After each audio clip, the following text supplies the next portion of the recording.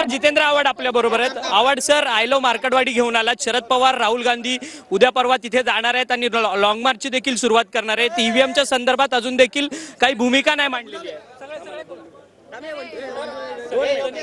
ज्या पद्धतीने मार्केटवाडी येथे महात्मा गांधींचं जे शस्त्र होतं अहिंसेचं, त्या मार्गाने तिथे लोकांनी मतदान घ्यायचं ठरवलं। त्याच्यावर बंदी आणून त्यांना अटक करण्याचं कारस्थान जे रचलं गेलं त्याचा निषेधच करायला हवा।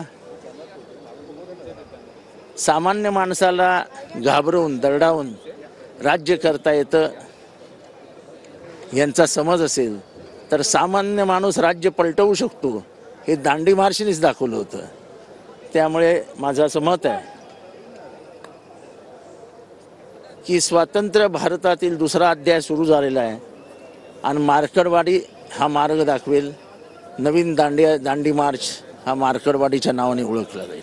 परंतु निवडणूक आयोगाने विरोधकांच्या प्रश्नांची उत्तरं देणं टाळलेलं आहे। जी 76 लाख मतदान जी वोटिंग वाढलेली आहे त्या संदर्भात कोणतंच क्लिअरिफाय दिलं जात नाही।